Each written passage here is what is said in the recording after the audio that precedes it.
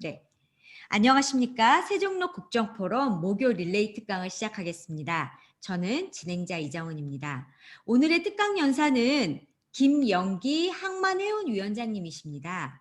김영기 위원장님은 현재 용인대학교 AI 학부 교수님이시고요. 물리학 박사십니다. 그리고 전 한국 허치슨 터미널 전무님, 그리고 CJGLS 상무, 한진해운 상무를 역임하셨습니다.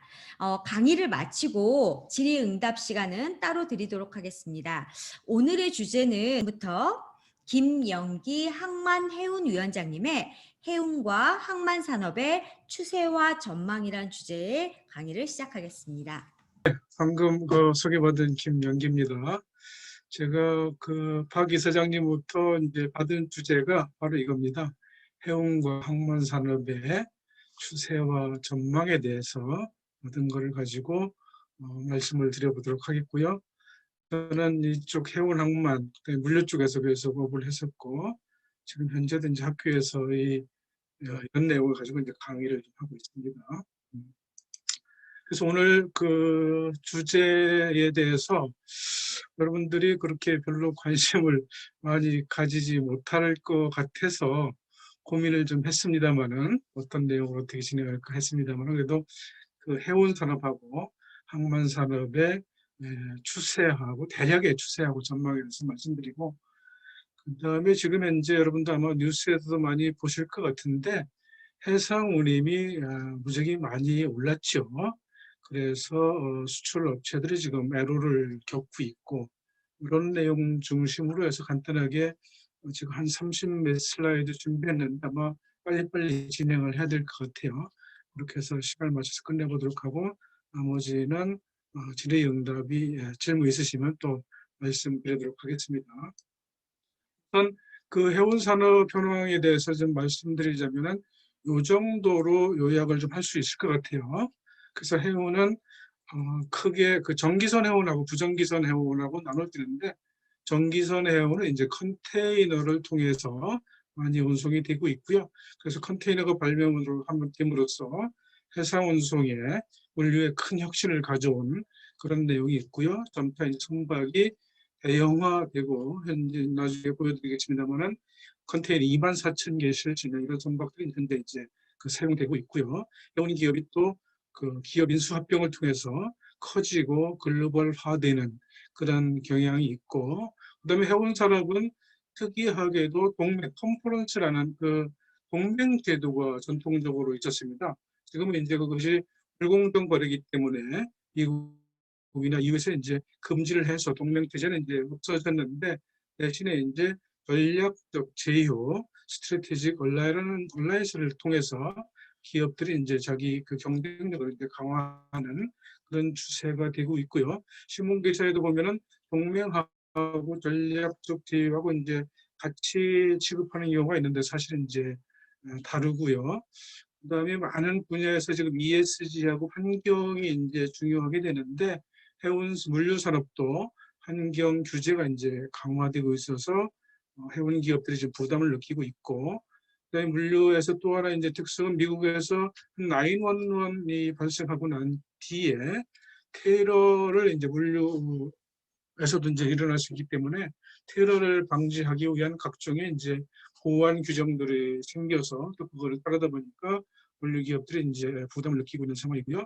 지금은 4차 산업혁명에 따라서 여러 가지 이제 디지털 트렌드가 AI라든지 뭐 이런 기술들이 접목돼서 적용되고 있는데, 해운 물류에서도 이제 그런 디지털 트렌드가 다 적용되고 있고요.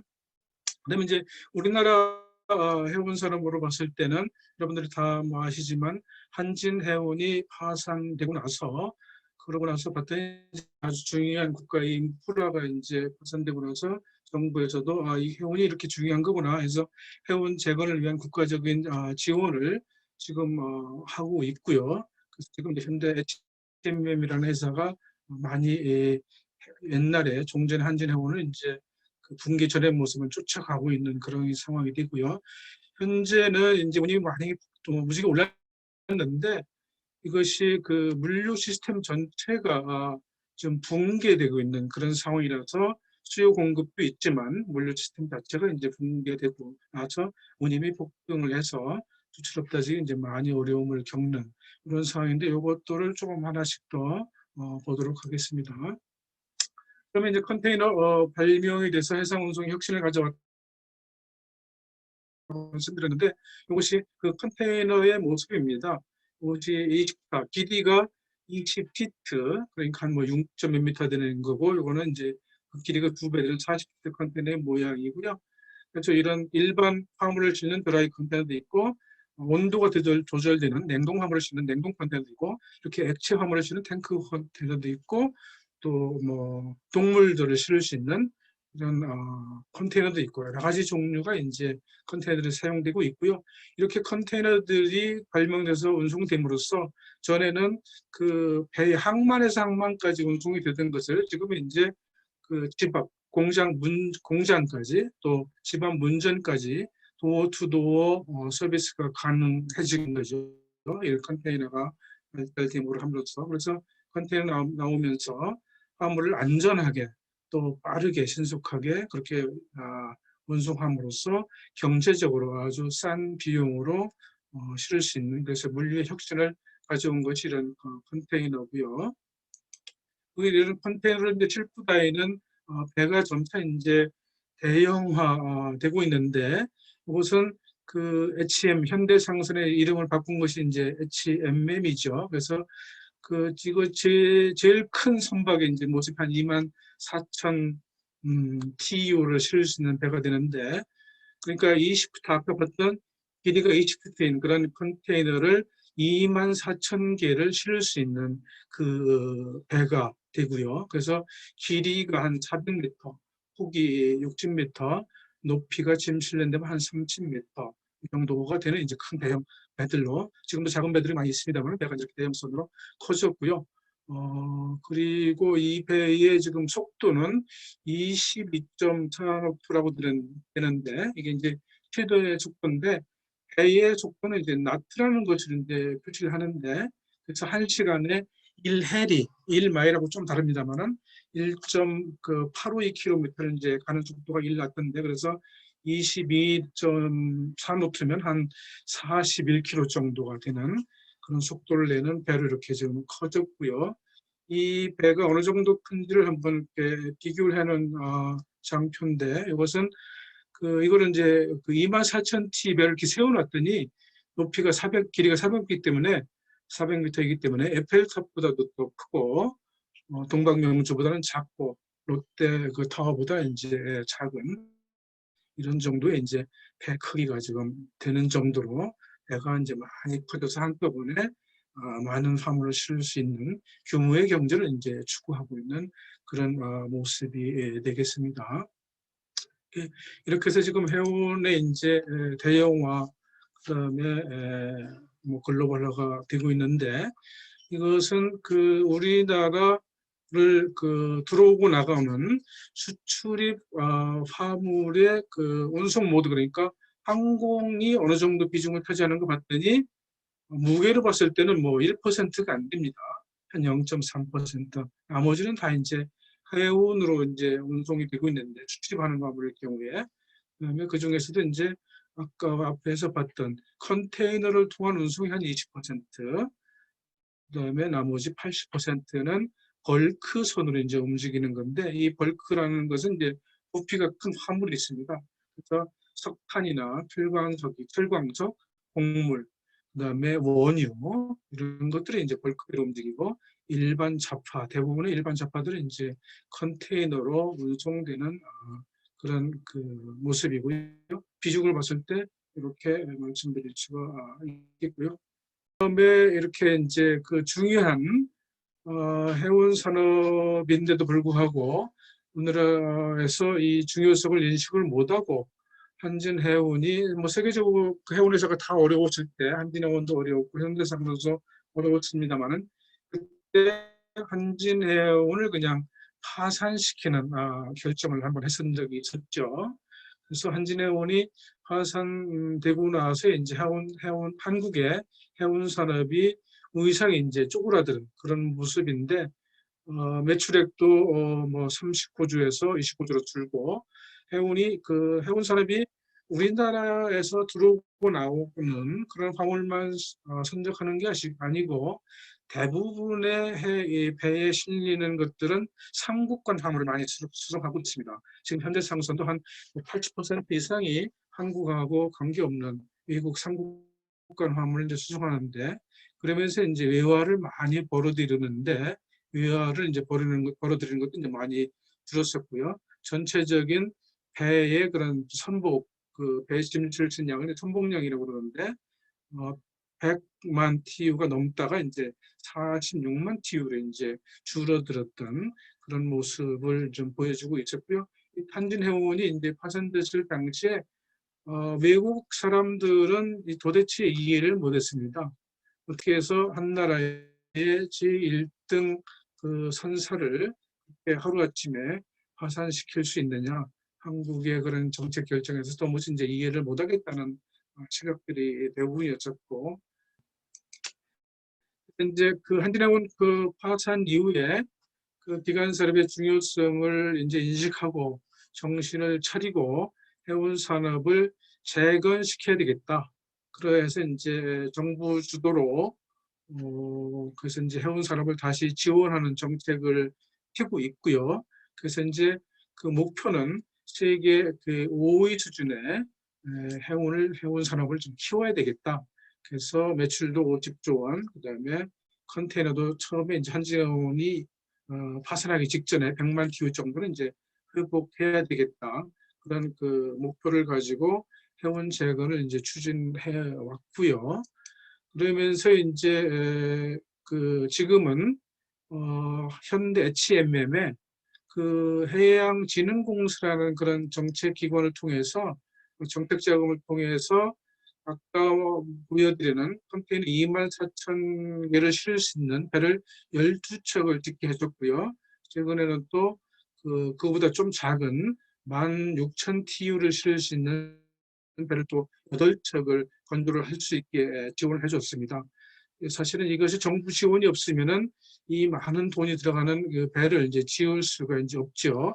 해운 산업은 그 플럭세이션이 심해서 은행에서 융자도 이제 안 해주는 그런 산업이라서 이런 정책 자금이 없었으면 이제 이런 배를 못 줬을 것 같은데, 그러나 정부에서 해운 재건을 위한 노력을 했고, 그게 이제 끝나가는 시점에 그 코비드가 나왔고 원인 폭등하면서 이제 그 해운 재건에 이제 많은 그 발전을 이루어놨는데, 지금 상태는 이제 이런 모습까지 있고, 거기다가 추가로 최근에 발표된 정부 정책으로는 2030년까지는 지금 컨테이너가 한 78만 TU의 선보를 가지고 있는데, 이것도 한 2배 정도인 150만 TU로 늘려야 되겠다. 이런 목표를 가지고 이제 해운 산업을 계속해서 지원해주고 있는 그런 모습입니다. 그다음에 이제 아까 그 동맹이라는 것이 있다가 M&A라는 거쳐서 전략적 제휴라는 것으로 이제 선사들이 그 연합을 해서 각각의 그 경쟁력을 이제 그 강화하는 단계에 있는데, 이렇게 이거는 뭐 다 하나하나 설명드릴 필요도 없을 것 같고, 이렇게 해서 발전을 해와서 지금 이제 한 3개의 얼라이언스가 전략적 제휴가 이제 남아 있고요. 이때는 현대 상선은 뭐 뉴월드 얼라이언스, 그다음에 G6 이런 데가 있다가 이제 현재 그 현대 상선도 어려웠을 때는 여기서 이제 퇴출을 당했었죠. 그다음에 파산했던 한진해운은 여기 CKYH라는 이런 얼라이언스가 있다가 이제 파산한 상태고요. 지금은 이것이 3개만 남아있는 상태고, 그래서 현대상선은 요 D 얼라이언스라는 데 이제 멤버로 들어가 있고, 여기에는 독일의 회사, 일본 회사, 대만 회사, 그다음에 제일 큰 얼라이언스는 그 덴마크의 머스크라는 해운 회사하고 스위스 MSC라는 두 회사가 M자를 따서 이제 2M이라는 얼라이언스를 만들었고, 그다음에 프랑스의 CMA, CGM하고 중국의 코스코, 대만의 에버그린, 이런 세 회사가 또 오션 얼라이언스라는 것을 만들어서 세계 3대 언라이언스 하고 있는 상황이고요.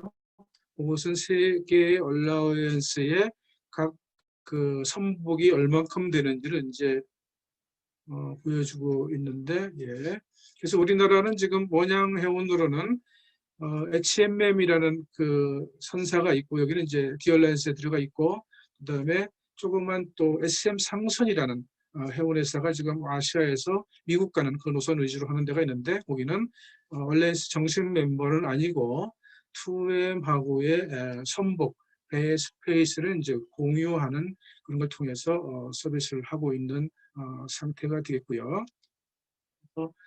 이 세계 얼라이언스가 전체 시장의 한 그 86%가를 정도를 이제 지배하는 그런 상황이 지금 되고 있습니다. 그다음에 그 아까 처음에 간단히 말씀드렸는데 환경 규제가 해운에서도 이제 많이 심한 상황인데 배에서 사용되는 연료는 그 방카시유라는 연료를 사용하는데 이것은 그 원유를 정제해서 제일 마지막에 나오는 이제 연료유가 됩니다. 그래서 그렇기 때문에 그 제일 마지막에 나오는 정제유기 때문에 여기서 나오는 그 뭐 황산화물이라든지 그 질소산화물 그다음에 온실가스가 이제 많이 배출되기 때문에 그래서 이거에 대한 이제 규제를 강화해서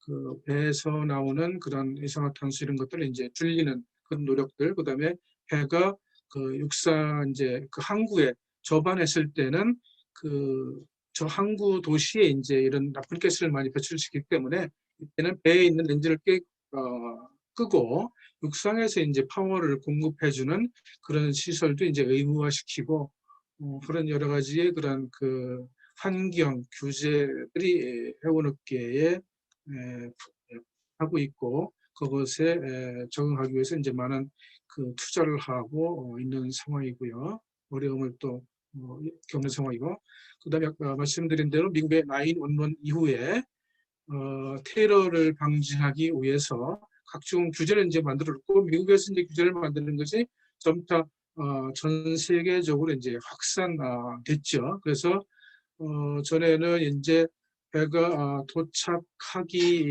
뭐 한 일주일 전에 미국 세관에 그 신고를 하게 되던 것을 9/11 이후에는 출발지 항구에서 퇴출하기 전에 미국 세관에 그 세관 신고를 하게끔 만드는 그런 그 제도도 만들고 그다음에 사전에 그 투시를 할 수 있는 그런 제도도 만들고 해서 안전 보안을 이제 강화가 되면서 해운 회사들이 이제 부담도 증가되고 비용도 늘어나고 있는 그런 상황이 또 하나가 있을 수 있고요. 그다음에 그 4차 산업혁명이 지금 이제 진행 중인데 많은 기술들이 이 해운 물류에도 이제 적용이 되고 있습니다. 그래서 이제 앞으로는 무인 자동차, 사물 인터넷 그것은 무인 자동차가 되듯이 트럭 그 아까 컨테이너를 이제 트럭에 싣고 다닐 때 또 항만 터미널 내에서 그 컨테이너들이 움직일 때 또 배들 이런 데에서 사무적 인터넷을 통해서 또 인공지능을 통해서 또 블록체인을 통해서 이렇게 자동화하고 안전을 강화하는 이런 그 기술의 발전을 그 적용하는 것들이 해운에서도 이제 적용되고 있는 그런 부서로 이제 디지털 트렌드를 쫓아가야 되는 상황이고요.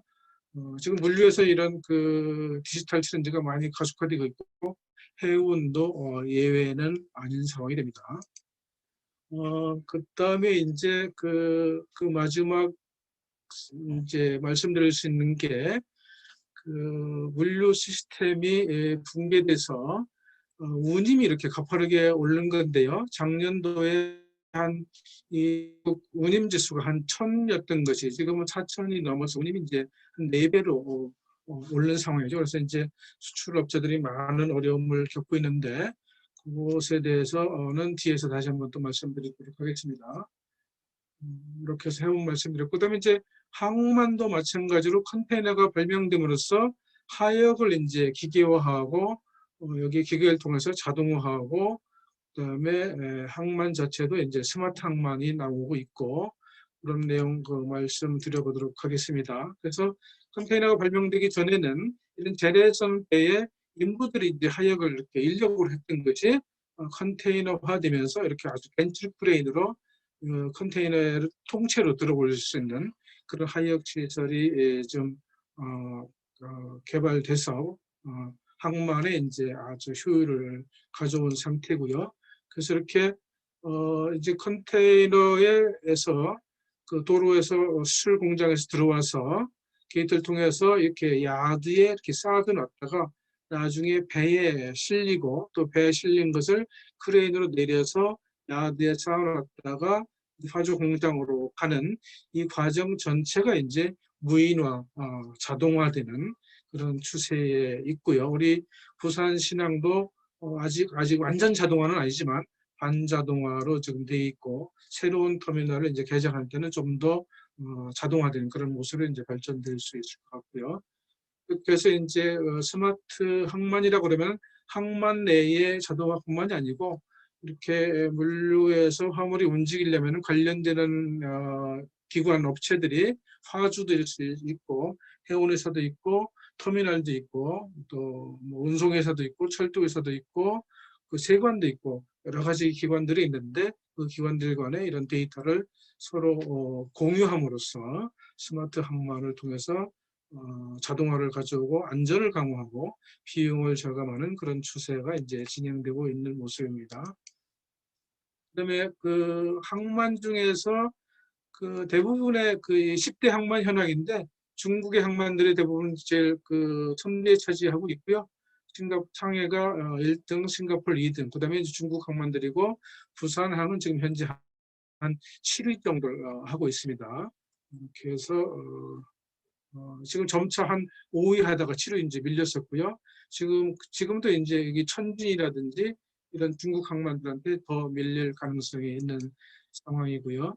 그 우리나라 항만으로 봤을 때는 부산이 제일 그 물동량이 많고요. 그다음에 여수, 광양, 울산, 인천 이런 순이고 이것은 이제 벌크나 컨테이너를 포함한 거고 그다음 컨테이너만 한다 그러면 이제 부산이 한 80%, 인천이 한 10% 내외, 그다음에 광양이 한 9% 정도가 되는 비중을 차지하고 있는 모습입니다. 그다음에 이제 우리나라 이것은 이제 제일 비중이 많은 부산도 이제 북항하고 신항 두 개가 있는데 부산 신항에 터미널이 5개가 있습니다. 운영처가 5개가 있는데 보시면은 이게 다 미국 자본들이 다 지배를 하고 있어요. PSA라는 데는 싱가포르 지분이고 DP월드는 그 중동의 두바이고요. 그다음에 여기 맥쿼리는 이제 호주의 자본이라고 볼 수 있죠. 그래서 한진 터미널 하나만 이제 국내 자본이고 요 현대가 쓰고 있는 요것도 이제 현대가 50%를 팔았다가 50%만 이제 다시 찾아온 정도. 그래서 그 외국 자본이 지금 지배를 하고 있고 그래서 여기서 들어오는 수입이 국부가 이제 유출되는 그런 상황이고요. 외국 그 기업들이 매니지먼트를 이제 장악하고 있기 때문에 우리 한진해운이 파산을 당시에 우리 해양수산부나 무슨 부산항만공사에서 한진해운의 그런 선박을 좀 접안시키고 한진해운의 컨테이너를 받아주라는 요청들을 이런 데 했을 때 이런 외국 그 자본에 의한 터미널들이 그거를 제대로 이제 수용을 못하고 거부했던 그런 아픈 기억이 있어서 이쪽 부산에 그 외국 자본이 항만을 지배하고 있는 것이 또 하나의 우리 숙제가 되고 있는 그런 상황이 되겠습니다.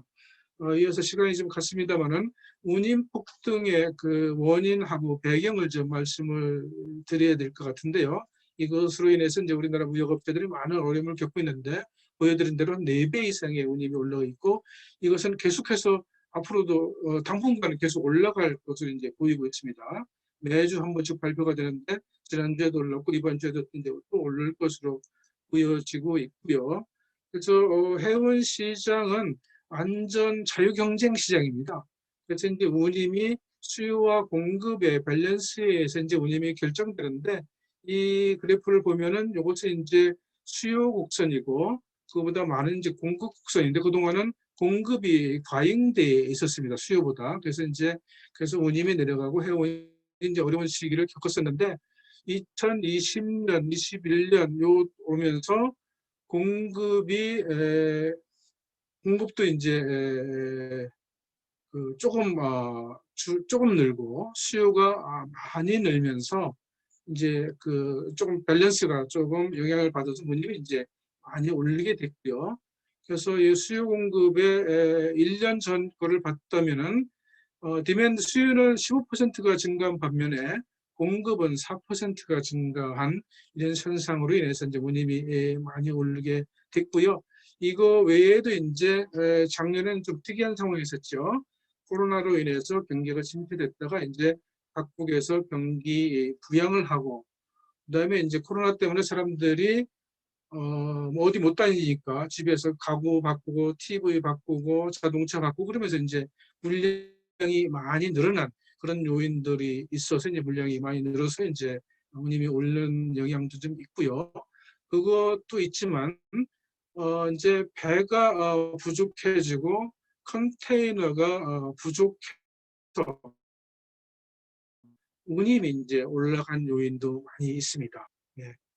그다음에 이제 그 선복이 부족하고 컨테이너가 부족한 거는 이제 이것도 코비드하고 이제 연관이 있는데 미국에서 LA 항만의 직원들이 이제 집단 감염되면서 거기에서 이제 항만 노조 인력들이 제대로 일을 못하면서 이제 그 정체가 됐고 터미널에서 정체가 된 것이 이제 연관된 그 철도 터미널로 연결이 되고 그렇게 해서 그 이제 이 터미널에서는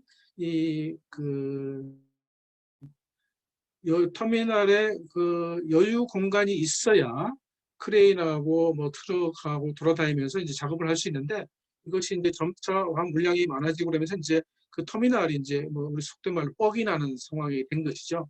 그래서 터미널이 이제 물량은 자꾸 늘어나고 빠져나가지 못하니까 작업할 수 있는 공간이 줄어들고 그래서 이제 터미널 적체가 심화됐고 그것이 이제 처음에는 미국만 그러다가 그것이 이제 지금은 부산도 마찬가지고 중국도 마찬가지고 전 세계적으로 이제 터미널들이 그렇게 다 포화 상태가 있어서 이것을 이제 해소하려면은 상당한 기간이 이제 걸릴 거로 보고 있고요. 그 와중에 수에즈 운하에서 좌초되는 일도 있었죠. 그다음에 또 중국의 그 남중국의 얀티엔이라는 제일 무지개 큰 터미널이 있는데 여기도 코로나 확진이 돼서 한 50%의 작업을 못하다 보니까 이러면서 이제 항만이 적체돼서 물류가 이제 그 시스템에 붕괴되는 그런 요인이 생겨서 이제 운임이 많이 올랐죠. 그다음에 또 코로나가 미국의 항만 직원만 영향을 준 것이 아니고 선원들의 경우에는 그 인도 선원들이 많이 투입돼 가지고 역할을 하고 있는데 인도의 코로나 문제로 이제 선원 송출이 또 안 돼서 선원을 구하는 데가 이제 어려움을 선사들이 이제 겪고 있는 그런 문제가 있었고요.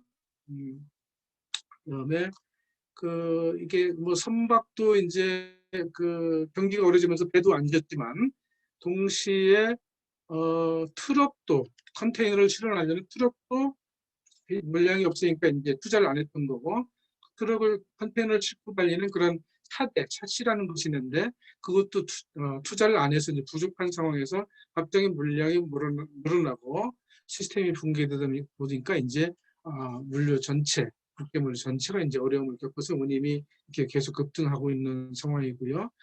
그다음에 이제 지금 만약에 공급을 늘리기 위해서 새로 건조를 한다고 그러더라도 조선소마다 이제 이렇게 수주량이 꽉 차서 새롭게 배를 만들기도 쉽지 않은 상황이고요. 그리고 또 하나는 선사들도 그동안에 공급이 많아서 운임이 내려가서 고생을 했는데 이제는 운임이 많이 올라서 이제 누적이 아주 호황을 누리고 있는데 그렇다고 지금은 그래서 이런 상황에서 배를 많이 질 것이냐? 뭐 굳이 그럴 필요 없는 거 아니냐? 이런 생각을 가지고 있는 이제 선주들도 이제 있다는 것이죠. 그래서 공급을 늘려서 이게 안정화되려면 이제 많이 시간이 걸릴 상황이고요. 그래서 이제 아까 그 상해 컨테이너 운임 지수에 보면은 아시아에서 미국 서안까지는 한 8,500불 정도의 운임이 형성돼 있는데 그 운임 지수에 의하면은 근데 실제로는 배에 화물을 싣기 위해서는 프리미엄 운임을 줘야 그래야 컨테이너도 받고 배에 실을 수 있는 스페이스도 제공받을 수 있는 그래서 프리미엄 운임이 한 15,000불 뭐 25,000불까지 간다는 겁니다. 그다음에 위동항까지 미국 서안까지는 이제 6천, 7천 불 수준인데 실제로 한 2만 불을 줘야 이렇게 짐을 실 수 있는. 근데 이것이 이제 대형 화주인 경우는 이렇지는 않겠죠. 거기는 이제 뭐 장기적으로 대형 고객을 우대를 해주기 때문에 그렇지는 않지만 이렇게 그 중소형 화주들은 프리미엄 운임을 내야 이제 그 화물을 실을 수 있는 그런 상황으로 되어 있고요.